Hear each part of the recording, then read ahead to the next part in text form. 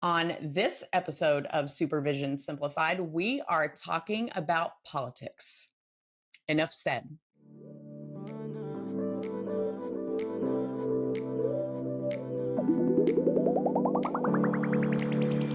Hello there, and welcome to Supervision Simplified. I am Dr. Amy Parks. And I am Valarie Harris. Hello. Hello, we're so excited to have you back with us today. And we have gotten a little bit comfortable, or maybe a little more comfortable with the hot take idea. We decided that, seeing as there have been some things happening in our world this particular time of year in the political realm, we're going to dive a little bit into some controversial topics because we do think that there's some things that come up in the supervision room that have to do with politics. And we do think also that it's important for us to have some conversations around what needs to be said and what maybe needs to be off limits and where the boundaries get blurred and where there need to be firm boundaries in those kinds of where those lines need to be considered. Right, Valarie? Yes, absolutely. It's a very complex topic, to say the least. Very complex. Right. It's a complex topic, to say the least. And so this has kind of come up because, of course, it is, well, right now when we're filming, it is the summer of 2024, and it is a political summer for us. I live in Washington, D.C., so political summers are the norm here in Washington, D.C. when it is a voting year, and it is the constant conversation. But also it is we're in the thick of the Republican National Convention, and the recent event of the Republican nominee, Donald Trump, being shot at his recent rally stirred up a lot of drama, I guess I would say. And so the reason why this is something we wanted to talk about today is because we know that a lot of our staff and a lot of people have been having conversations about it. We certainly are hearing about it all over the news.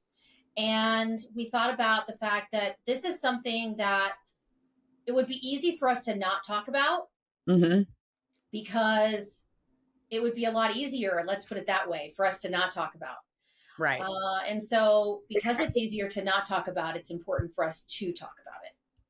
Correct. I agree. If it's going on in the world and it's affecting a lot of people or it's on their radar, then it is definitely on the radar of clients, on clinicians, on supervisors, and on supervisees. And so it just makes sense that we, bring it into the here and now and look at some of the complexities around managing those things and things to consider and things to be aware of and just open the discussion. Yeah. Something I don't think that I've shared with you, Valarie, that's really impactful to us here in Northern Virginia, right outside of DC. Also, not just politics in terms of like who you vote for, because of course, everywhere else in the country, who you vote for matters policy wise, but here it matters in another way. And that is that who you vote for matters because you might move. So we work with lots of families, children, teens, and families, and they are families of Secret Service members, congressional service members of the military. And when we have a change of leadership at the presidential level, the entire city changes. The entire city changes. Never thought of that. Right. I never thought of that. But you're right. Like the whole cabinet, I never considered how large that is. And then how many people that would affect. And then the businesses, wow, like a deployment of sorts. Right. So literally every 4 years, it's very possible that our entire community could actually change. Wow. So we have a lot of Secret Service members and a lot of members of Congress in our community that are clients of ours or family members or whatever. And so we have to prepare them for their move out of schools, their move out of their communities. A lot of houses will go on sale. And the other thing that happens too is, imagine if you have had for years and years and years, a potentially, this isn't going to happen this particular year, but for a number of a number of years in a row, we had a very Democratic community. And then Hmm. all of a sudden we then turned and had a Republican community. And so neighbors who had grown up with like all Democrats around them, all of a sudden had all these Republicans move in town. Wow. And so then Whew. they all of a sudden had people that they were really politically like not aligned with moving in as their neighbors. It's very different living here next door, literally next door to people who are you are not philosophically aligned with. And so you might have a Black Lives Matter sign in your front yard, and you might Hmm. living next to someone else whose values do not align with that philosophy. And Yeah, that's that's the reality of our American democracy. And that's sure. the way it is. But it's literally, born out because that's the nature of living in this community. Yeah. And I will say, because I'm near Fort Campbell, Kentucky, the 101st Airborne, very same thing. So I Mm, used to be an MFLAC and in the school system at one time, and every single summer or every time there would be a break. So if the Christmas break, you come back and there's an enrollment of like 30 to 40 new students because it's all military shifting. right. And same with the summertime. And then you would have, some kids that would come and they speak one language and you're like trying to find one that can speak a language close to that. And then you get your hand slapped by the parent of that one because you realize those two countries are at war and you're like, whoops, we didn't know. Oh, So yes, I mean, if wow. you've got, it is a very similar dynamic. And I will say that we have a lot of movement in our practice in our community because of the military, and it's more ongoing. It's not just every 4 years. So it's a little more manageable, I guess, because it's more predictable, so to speak. But what you said about the philosophical differences, 100%. Yeah. One session, you can have somebody who is diehard Trump fan. The next one, you have someone who is as liberal as they come. And the next one, you have someone who is completely in the middle and doesn't care about any of it. Right. Um, Right. Who's and decided then they're not going to vote at all. yeah, so you Right. you have to consider that when bringing on clinicians, developing them, supervising them. You have to equip them, prepare them for the transference and the counter transference, because it is thick and there's lots of it. I think that's so, so important and such a valuable point. I really want to invite some supervisors that work with military families and work with military supervisees, people that are in the military and do that transition frequently. I think that learning how to navigate, this is an off topic, but learning how to navigate those frequent transitions, I think, is a hard skill set. So just like put that in your parking lot Yes. for future. So what really, not just the, not just the attempted assassination of the Republican candidate, but also and the RNC and all of the other things that are happening in our world, but sparked this idea for us for this conversation.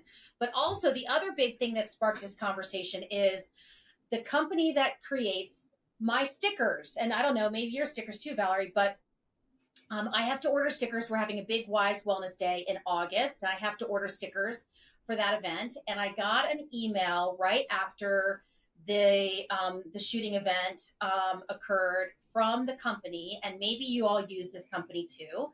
And I don't know. Can I say the company's name out loud? Because maybe we want them as a sponsor, or maybe we don't. I don't know. I'm not going to say the company out loud. Yeah. But anyway, there is a sticker company that we use, and if the sticker company knows who you are and you want to reach out to us, go right ahead. But anyway, they sent out an email, and I'm going to read you the email, and then I'm going to tell you the results of what happened to the email. So it said, "Hi, Amy.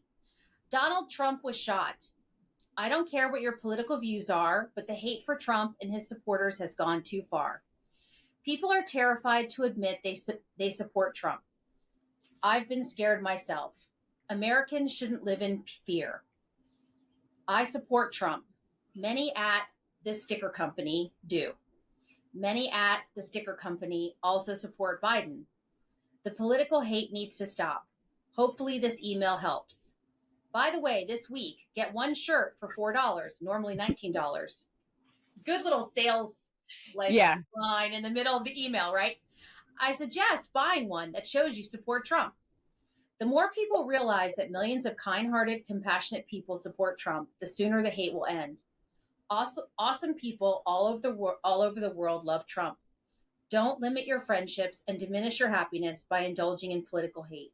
Vocalize your support, stop the hate. And then it's signed by the president of the company.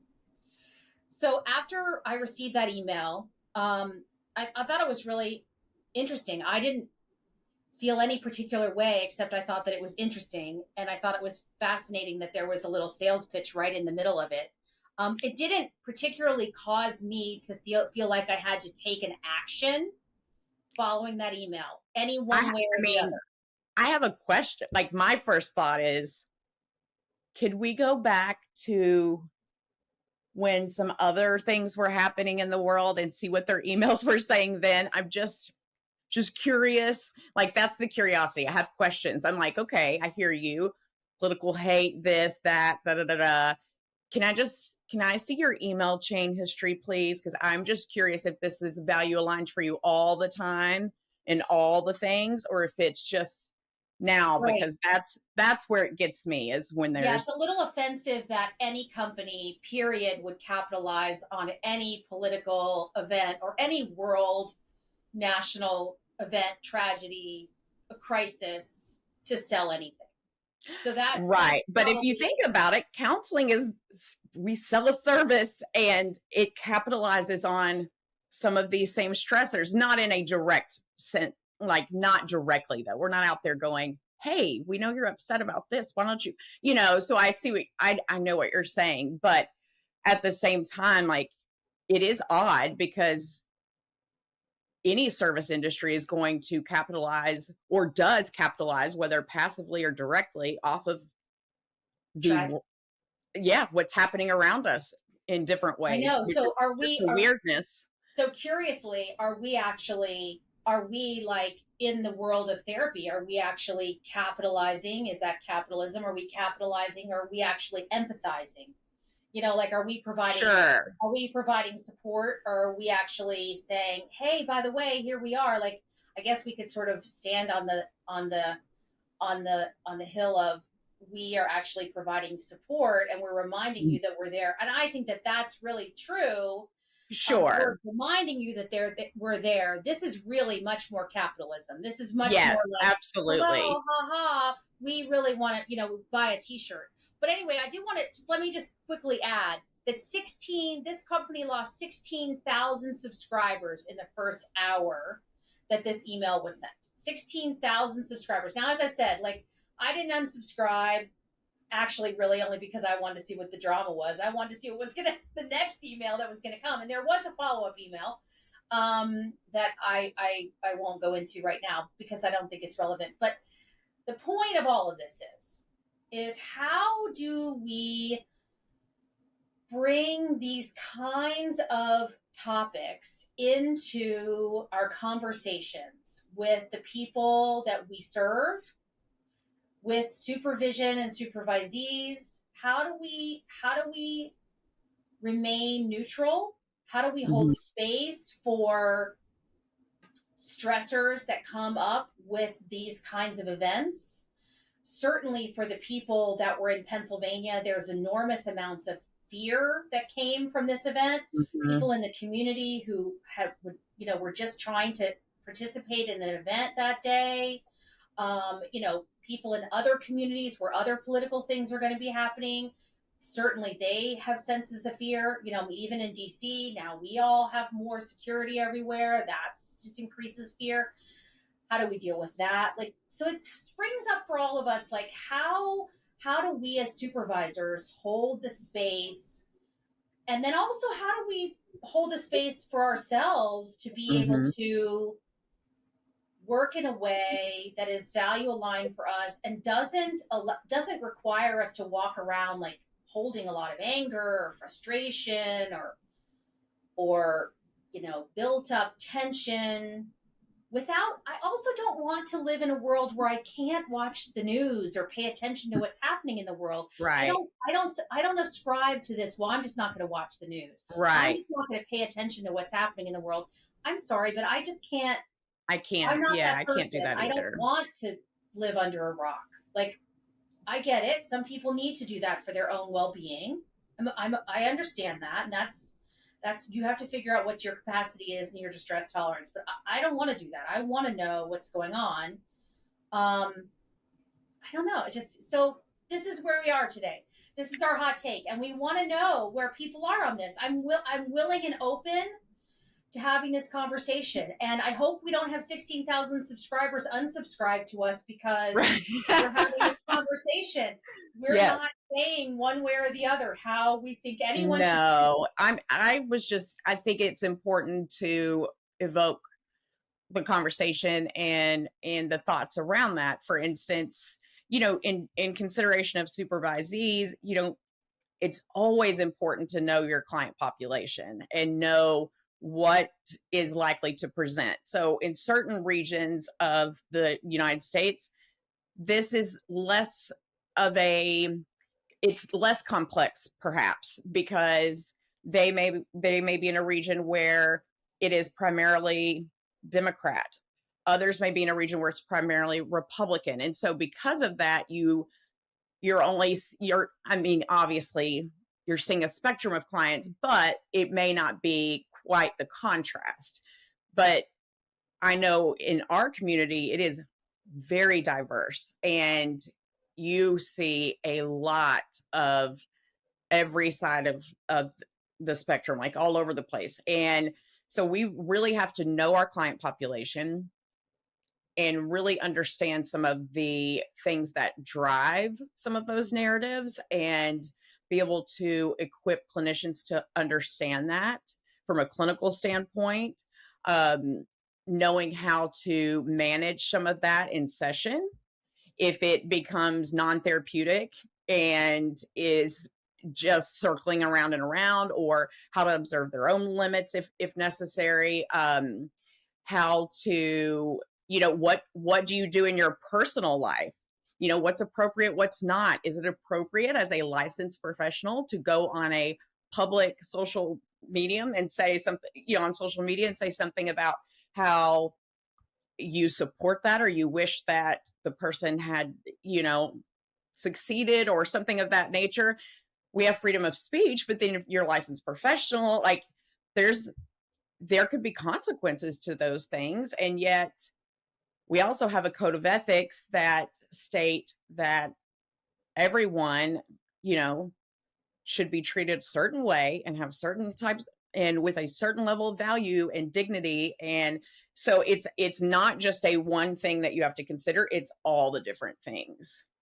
And so I think as a clinical supervisor, sometimes the best thing to do is just open the floor for the conversation with the clinician, whether it's an individual supervision or group, and just kind of set guidelines around that and just let people share. I feel like sometimes just allowing people to be present with what they're holding or have a space that is safe to talk about that really can help relieve some of the pressure of carrying all of it.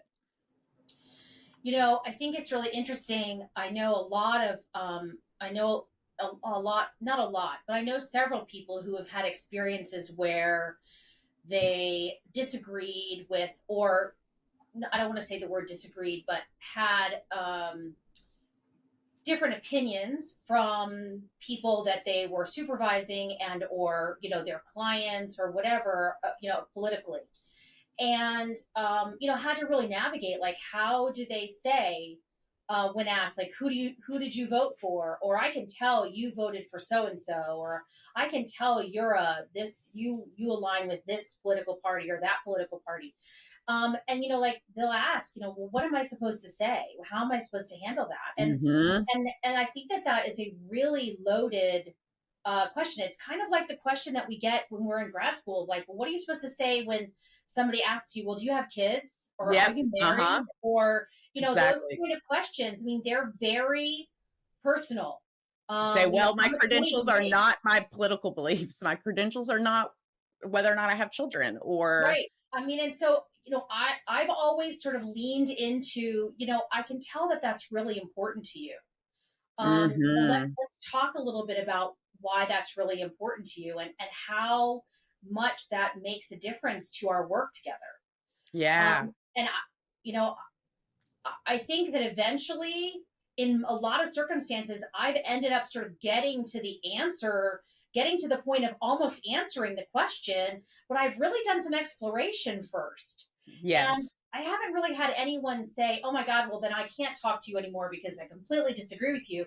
I think I've really been able to manage to get with people to the point of, this conversation, it won't be relevant to where we really need to go, because what's really happening here is some other kind of dance and another kind of Right. dynamic. But it is very, very difficult for people to see clearly. And here's the thing that's the difference between, like, are you married? Do you have kids? What's your salary? Like, that doesn't seem to speak for people to like your intelligence, Mm-hmm. but something about politics makes people think you're either smart or dumb. What Yeah. I sort of get this feeling is when you to ask people, did you vote for this person or that person? They either, if you vote for person A, then you're smart or dumb. And if you didn't vote for person A, then you're smart or dumb. Like, it has to do with your intelligence. Like, if you're smart, then you must have voted for person A. And Right. if you didn't, you're an idiot. And I Yeah. think it's I so hear that a lot fascinating. too when they're like college educated women, college educated women. I'm like, do you know every college educated woman? Like, how do you What a really know what they're doing in voting? Like, how accurate is that? I don't know. Well, it's very much along the same sort of bias that we have around, cultural ethnicities, right? Like, do you know Mm-hmm. every white American? Do you know every black American? Do you know every Hispanic American? Right. Like, how can you possibly make such a generalization? and Yes, and correct. it is a very interesting thing. And we, in our when I was in school, which was when dinosaurs roamed the earth so long ago, we didn't have a lot of cultural education. I mean, I think maybe there was a multicultural minute, but I don't remember even having. I mean, I think we had multicultural, course, but there wasn't. It wasn't really. I mean, I went to school in the '90s. Like, that Wow. wasn't. I You're think. showing your age. I mean, we did have a multicultural class in grad school, but again, like, think back, like, that really wasn't the thing. I mean, it really is much, much, much more a topic that we are very conscious about and having very, very informed conversations about now. And I really feel that I have run to catch up in the past 15 Yes. years. I Um, will say something that had helped, more recently with supervisees is just really looking at the intersectionality in general of all of the parts of a person working together. And I'm just going to go back to the family systems theory again, but it's going back and looking at all these different parts and then generationally how things have impacted different things, because oftentimes when people are really clinging to a certain political party or value within that party, I find that there is a pain point attached somewhere along the way. And that political stance or party or value has become the thing by which they see a solve for that pain or a hope mm, or a greater future. mm, And so when you can help clinicians connect that, I think of it like with Gottman's work with couples. He talks about people getting gridlocked. They're like, they're not really fighting over this. They're fighting over what the thing means. It's a very similar dynamic. A lot of times it's not about the party. It's not even about the person. It's about the pain point that's very personal for that client and how they are seeing that political figure or party or a value within that as a as something that sees their pain or understands their pain or can give them a solve for it. Absolutely. So that political party, or what one of the tenets of it represents for their family, what Yes, change it represents for them, what vision, what fulfillment, what hope, what dream, what, exactly. that's, I mean, and it harkens back to our all of our training as business owners around sales. What is the pain point, and what is it going to what is it going to what can we solve, what can it solve for you? Right. And so, yeah, so it does go back to this whole idea. And so when we think about it, as we, think about how supervisors are working with their supervisees and figuring out how do we work in the counseling space, like having and coaching and teaching and counseling your supervisees to help their clients look for, what is it that you are searching for? What is the pain point that this particular group, this Mm-hmm. particular set of values is touching on? Yeah. Where is that, and how can we explore that? So when you kind of take the air out of or take the power away from the politics part of it and Mm-hmm. put it back into the control of the client, and say, you hold the power here. It doesn't have to be held by an outside entity, but you Mm-hmm. hold the power there to actually control the narrative around that pain point. And you actually can solve this on your own. It doesn't have to be solved by a higher power, somebody outside of you. You actually have the internal resources to make this change for yourself. You don't Yeah. have to look for an outside entity to change that for you. Yes. Um, And I find a lot of times what it also goes back to is people feel seen. It's right. just being seen. Like they feel seen by that party or that group or and we do this all the time. We do this in various different ways outside of politics as Right. well. The TV shows we watch, the movies we go to, you know what I mean? Yeah. Like there's some sort of connection to us that's personal that gives us that shifts our state in some way that hooks us in. And so I think it's very similar in that sometimes people feel seen and they feel like this person understands me or that party understands what my grandfather went through or this person. And so oftentimes if you could just go back to that the intersectionality and look at all the different pieces and how they're functioning and the purpose that they're serving, it then allows everyone to kind of like take a deep breath and sink a little deeper into the clinical space and away from all the outside noise. Yeah. And I mean, it's everything about a political party is about building affinity. So Mm-hmm. that's really, what the goal is there. So also, I think that there's an opportunity there for supervisors to support the clinicians that they work with in helping their clients reattach in other ways with with people that are positive in their world, that are Mm-hmm. positive influences. And that doesn't mean that their political party isn't a positive influence. Let me get that straight. But making sure that they are feeling supported in their local community, Yeah. that they're Right. getting the support that they need that they're not feeling isolated. Let me put it that way. Yes, correct. Yeah. So that Because we they are, always know there's a more of a risk for different behaviors to emerge when there's isolation and there right. is ideation or of a different of a thing or a person Right. or whatever. So So that they're yes. removed from the idea of ideation, they're removed from the idea of isolation, and that we sort of help them peel apart those layers. Because when you start to totally idolize a political figure and or isolate outside of the affinity of your community, then that starts to build up really lots of different kinds of behaviors that are problematic. Yeah, you can go straight to cognitive dissonance. I 100% believe people go into cognitive dissonance, and and then we could do a whole episode on social media and its role in making all of that worse, but Well, we'll that save we that. should definitely do. We should. We should. I did hear some really interesting stats. I'll have to go back and look for them.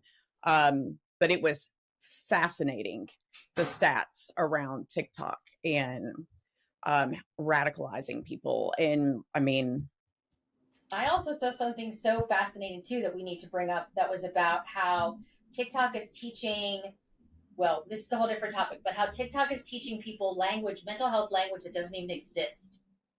oh yeah, no, that's a whole. There Yeah, is a term that goes around in my practice that's like, is this a TikTok DID client, right, or right. because they have self-diagnosed Yeah, and they want a mid, and right. and Yeah, TikTok told them yeah, they we had know it. that for sure. Right.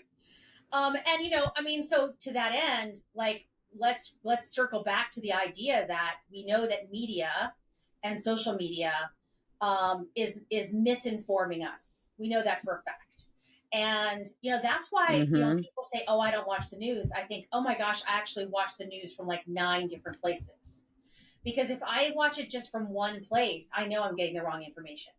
I don't actually trust any one media source. I just don't. Maybe that's paranoid. I don't know. I don't think it is, because I just think one source of media can't Right. possibly be enough. No, Um, absolutely not. it cannot possibly be telling me all the things I need to tell me. No. And you know that if we were to put the whole together and all of the people that live in America at 100%, we actually agree on so much more than we don't. I I mean, see we that. really, really do. Like, Yeah. so much crossover. Like, we really do. So it is, I, I mean, except for the people that say I they're don't, aliens. I don't know. I don't think right, right. they're And aliens. so at the risk of Maybe sounding, they are. I don't know. Maybe I don't they know what the are. word is, but I am fascinated by the psychology of politics. Fascinated, not necessarily in a positive way, but just at how easily people can be manipulated one way or another. And it just, and I don't mean that by like what party, it's just more of, it's all those things that we learned in school, like a research, what is it, the Hawthorne effect, like there's all these different Right. things that Right. happen. And Right. so you see those happening with groups, and I'm just fascinated that it just I mean, we knew they happened, but it's weird to me, I guess, because I'm somebody who's going to look at this from 5 different angles. I'm, ENFP, so I don't have the J. I'm going to look at 5 different angles, dig down 5 layers on each angle, and then go verify and then talk it over and think about it. So, See, and I love that you are an ENFP, because here's where my J comes in. I am terrified. I am uh, not I am not fascinated by it. I am terrified by it, because I yeah. can see clearly how destructive the whole idea of how all of these things, including AI and including all of this, is eroding our brains, and eroding Oh, our yeah. thought process, eroding our ability to be creative, eroding our art, eroding our so many things. Oh, So yeah. please, thank God we have you, because if we had all J's in the world, the rest of us would just hide. Right. Um, And I just get really curious, and I'm like, if I can just figure this out and see what's happening here, then there's got to be a diplomatic way that there's a solve here. I'll find the solve, and we can See, and I if just I can want to find the like pattern, then I can shut it bridge down, it. because I just think it's just horrifying, and I'm just terrified about what's going to happen, particularly to kids, because I don't think that they see anything that they is happening. Oh Um, yeah, the writing definitely. on the wall is so bad. But I do think that's really interesting. And so as we kind of think about this, and like, what would you say would be like your number one kind of tip for supervisors when they in this like voting season? Hmm. Like, it's going to be, I would say, in my lifetime, this is the most Well, no, I don't think this is the most controversial, but it's pretty up there. Probably, Yeah. but actually, no, I don't think that the last the Trump um, Clinton election was as controversial because I believe that the nation thought that it was a slam dunk for Clinton. Not everyone did, but I think a majority of people did. Yeah. And so I don't know where it's going right now. But what would you say would be your one tip right now in this what's very controversial season? Because I think that there's still lots and lots and lots up in the air, and we're going to have lots of stressors happening both pre-election as well as post-election. And I think a lot of people in our profession are afraid to have these conversations. Oh yeah. I mean, I always think the number one thing is just to still talk about like management and how it affects your capacity, and what that looks like and the various ways that that can show up with the transference and counter transference, and when do you need to seek support from your supervisor, when might you need to seek outside support, and get a therapist, or you have to care for yourself first, you have to. And so even just trying, I really like to always try to prepare people to cope ahead, to kind of know what's coming before it comes so it doesn't feel like a surprise. So even just letting them know, like, this is what you may notice.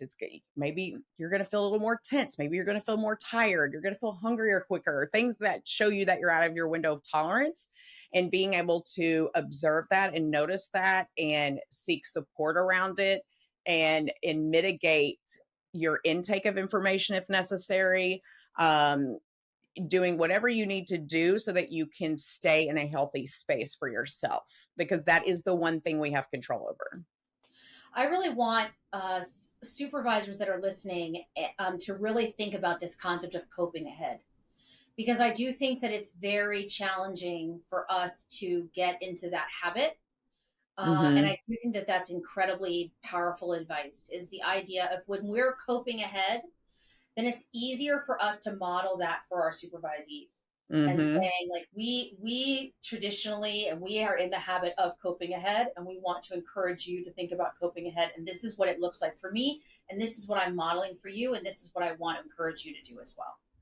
So Yes. I love that. So as we are sort of broaching this season, we'll probably have this conversation a little bit more. Yeah. And I would love to invite some people to come in and also talk about how they're navigating this. And we will be doing that with some guests over the next, hopefully, couple months. So I'm looking forward to those conversations. What do you think? Yes, I think that would be great. I think that would Let's be do terrific. it. Thanks everyone for tuning into this episode of Supervision Simplified. Remember that the revolution starts here. We hope you'll subscribe to Supervision Simplified and that you'll share it with your friends and colleagues. We also want your comments, stories, and feedback so we can be sure to be talking about all the things that interest you the most. Until next time, keep on simplifying and elevating your supervision game. Have a great day. Bye. Bye.